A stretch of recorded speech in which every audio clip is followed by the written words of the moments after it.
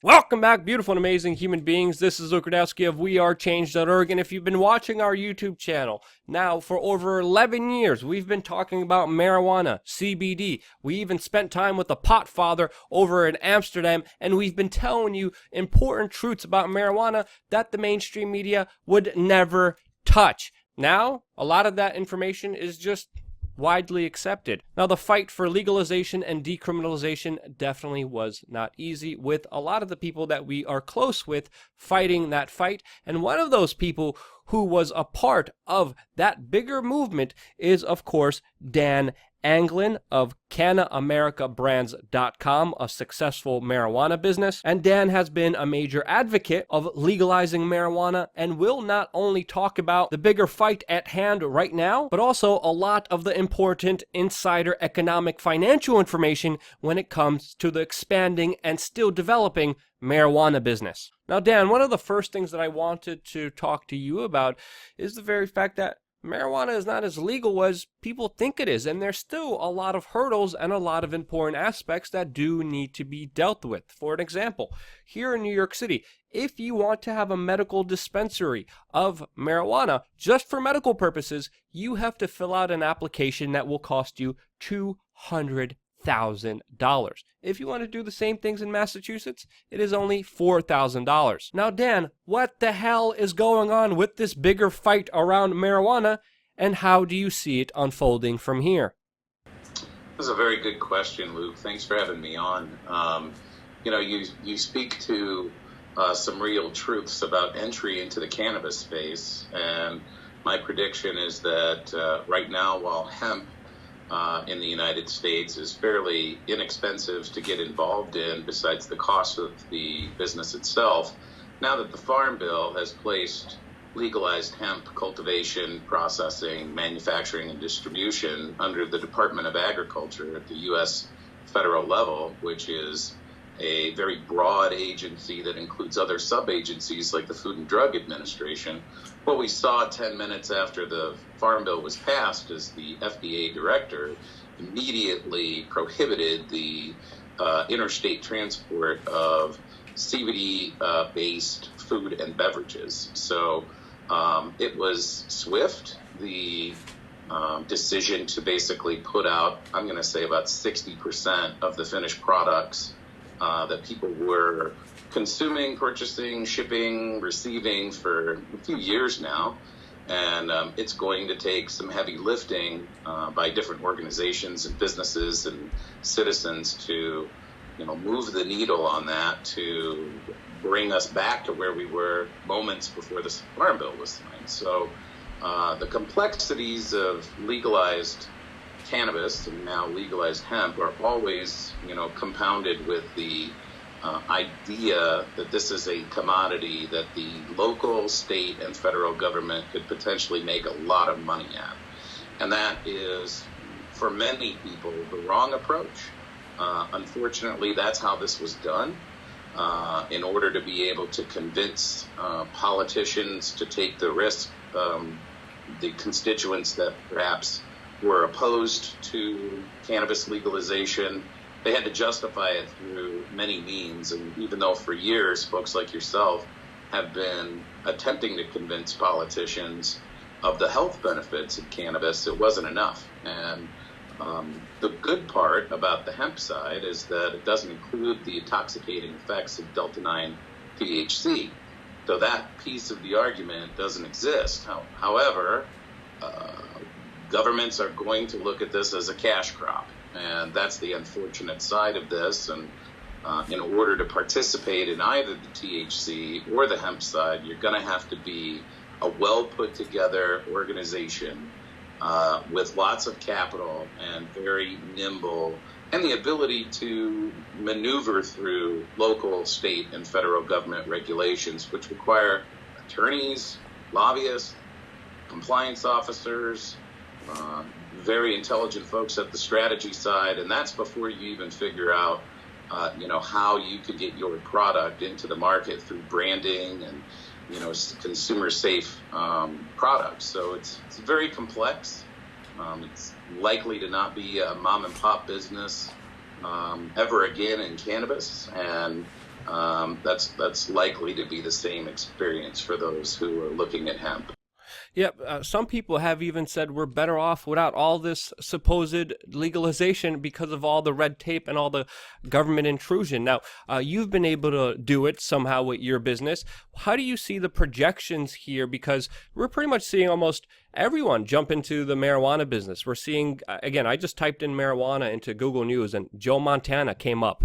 The headline here, football great, Joe Montana looking to score with marijuana. Of course, we saw Mike Tyson on the Joe Rogan podcast talking about his kind of marijuana empire. And it does seem like it is kind of a big corporate celebrity kind of thing right now where people are just trying to jump in, trying to make as much money as they can, but there's also detriments to that. As we've seen overinvestment in the marijuana market to the point where the stocks of marijuana are actually doing worse off because of too much optimism in this entire field. How do you manage all of that running your company? How do you see the projections and the bigger economic numbers of how to even stay relevant here with your company? Well, that's a lot of really in-depth issues. You know, when it comes to celebrity branding, I think when a famous person puts their name on something, the important piece for the consumer is that they can make that connection to that product with that celebrity and give it legitimacy. Just because someone puts their name on a product doesn't necessarily mean somebody's going to buy it more than once. They might buy it one time for the novelty of it, but you know, the true value in celebrity branding is somebody not just who's known for or associated with that product, but somebody who's directly involved in the business and, you know, more than just lending their fame, because consumers see right through that. You know, I think the good part about all of these famous people lending their credibility to cannabis is that it continues to make the train move faster towards legalization. Now, you asked a question about the difference between decriminalization and legalization. I've been an advocate for many years at the federal level for decriminalization. The concept being that, you know, this substance is treated more like alcohol than as a pharmaceutical product, with all of the time and money that is spent in creating pharmaceutical products, when we've got thousands of years of history of people consuming this product. The Chinese have been eating hemp seeds for at least 6,000 years that we know of. And, you know, I think what we really need to do is take a close look at what the impact is at the federal level of just slipping in the legalization into a larger bill and now creating a situation where more agencies have the ability to create rules and regulations which have an effect on what is available for the consumer. I think how my company has been able to do it is I was a lobbyist for 10 years prior to getting into the cannabis space in 2011. And it was part of how I entered the space. Is the very first licensed company in the world was making cannabis gummies here in Colorado, and there was some question about whether or not edibles would be allowed in those types of forms, or was that attractive to children, and were there color issues and shape issues, and, you know, a lot of things that really created social strife amongst people who were opposed to cannabis, people who were regulating cannabis, and people who wanted these products. And so my experience led to, not as many prohibitions as they wanted, but still there are limitations here in Colorado, which is one of the most thriving edible communities in the United States. Our company now has products on the shelves in the state of Maryland, in the state of Nevada, and the state of Colorado. And I think how we stay relevant is, you know, our history, our knowledge, our experience, and the fact that we're willing to continue to put ourselves at the forefront to have conversations with people about what is a meaningful change for access for adults to have cannabis and access for patients to have cannabis, and now CBD hemp-based products.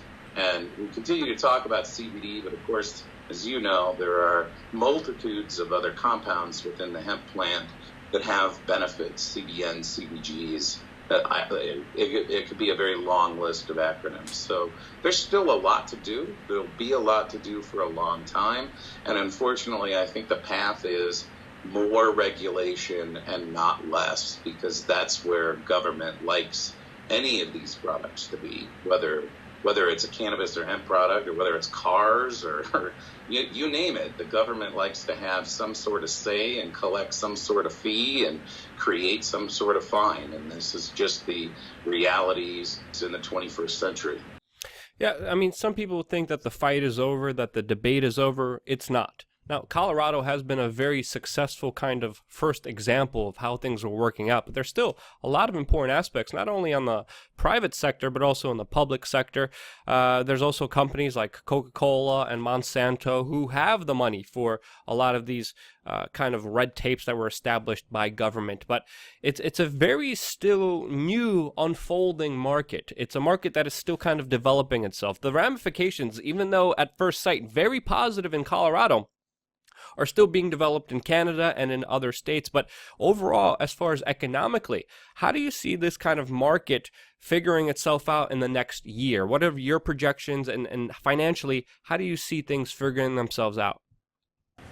Those are also really good questions, Luke. Thank you. So, when you mention corporate entities getting into this space, this is just a natural progression of big business and capitalist society. And I think there's still plenty of room for new businesses as prohibitions get lifted. There's lots of room for non-corporate America to create consumption spaces and consumption experiences like restaurants and some sort of beverage stop with CBDs and THCs. Plenty of that. I don't see big corporations, taking that over. But the advantage of these companies that have a lot of capital available to them is, the innovation of new products, the ability to continue to operate because they have the capital when all of these regulatory hurdles come up. And that's just an unfortunate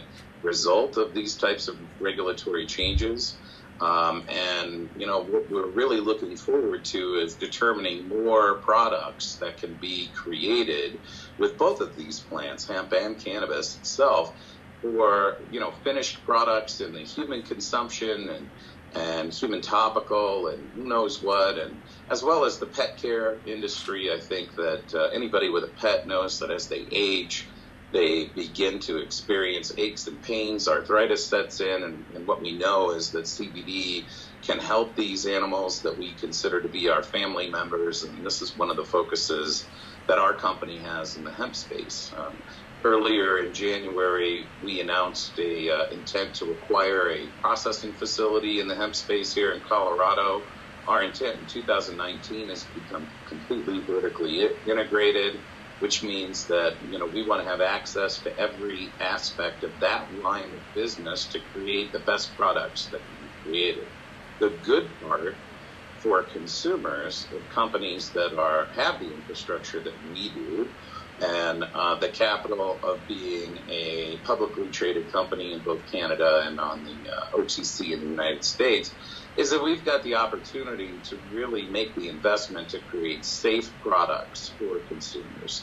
And that's really the difference, right? This isn't something that's being created inside a home kitchen or a food truck. What we're doing is we're utilizing science, we're utilizing safe, clean laboratory environments, we're utilizing R&D, we're utilizing actual data from demographic data of what type of products people are looking at, to analytical data from the food, beverage industries, and other types of industries too, to try to determine what kind of products are people really looking for, and then meld that into the CBD hemp-based side as well as the THC side. And we've been very successful in the verticals that we've entered in cannabis. We built our business on concentrates, moved into edibles years ago, and have created a popular gummy product in Colorado and Nevada, and have been focusing on medical supply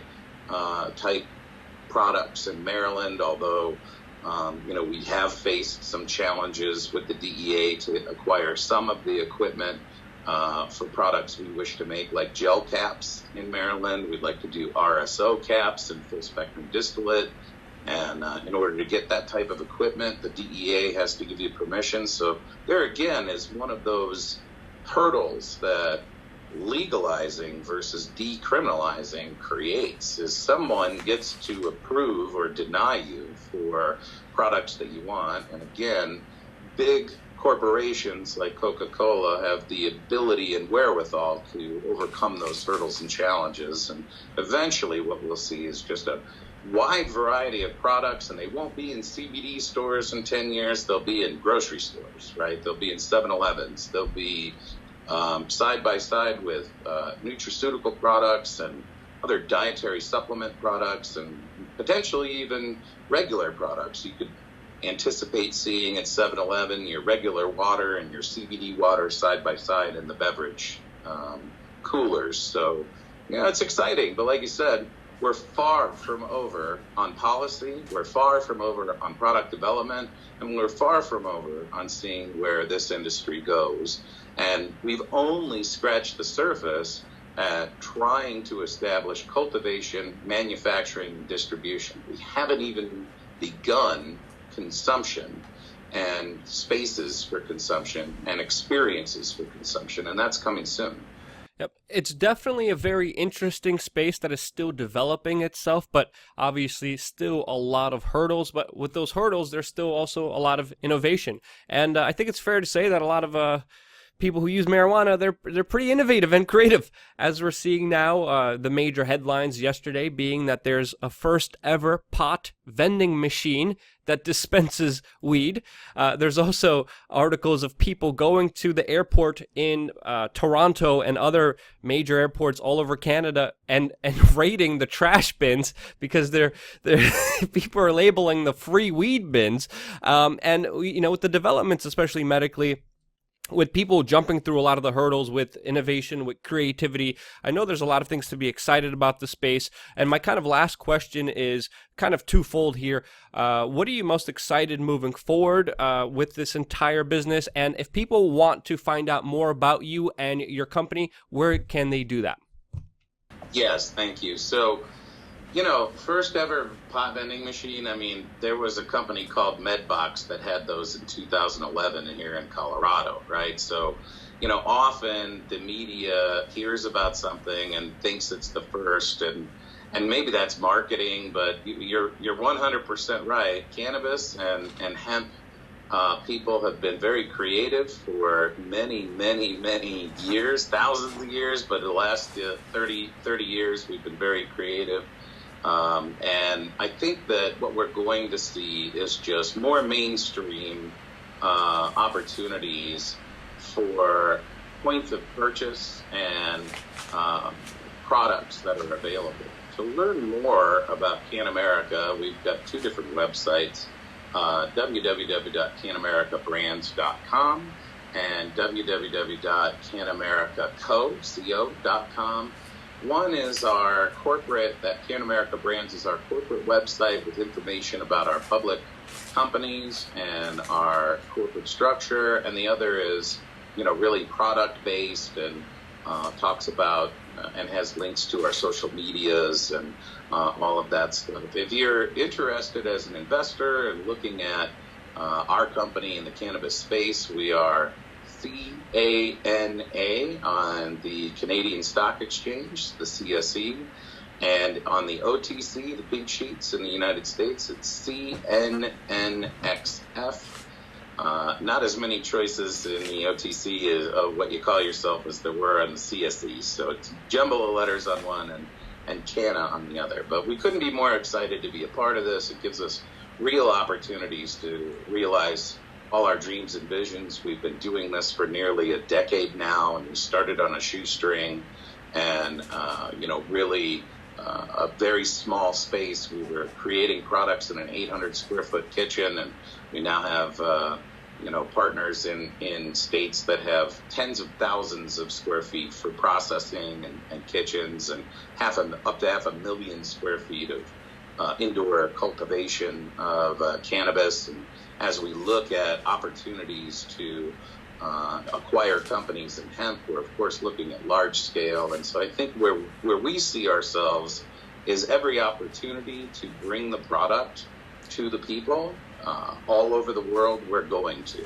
The concept of brand to the free and our branding and logo, I am a old Marine. I served in the United States Marine Corps from 1988 to 1992, Desert Shield, Desert Storm. And I really kind of took that level of intensity and commitment and integrity from my experience in the Marine Corps and have applied it to creating this business. And so, there's no give up here. There's no allow things that stand in our way to continue to be in our way. We will jump over it, go around it, swim under it, whatever needs to be done in order to get the job done. And I think many investors looking at the space have seen a lot of blue skies. I believe we have correctly undervalued ourselves based on our future goals and our current operations, which is licensing of our intellectual property for operations around the world. And, we're going to continue to grow and continue to do great things. And I think we can sum it up in our mission statement, which is global domination of the cannabis and hemp marketplace. And our real, true vision is to bring really quality products in many different verticals to the consumers to give them confidence. And that's why branding is so important in this space. Well, the innovation and creativity are definitely there, especially in this bigger marijuana market. Exciting times to be alive. Dan, thank you so much for your advocacy work and all the insights to the marijuana business that is still expanding and growing and still yet to be fully determined. Thank you so much for being on this show. The website, again, is CannaAmericaBrands.com. It will be in the description below. If you guys appreciated this video, please share it with your friends and family members. And thank you once again for watching Real Independent Media. Stay tuned for a lot more here on youtube.com/we are change.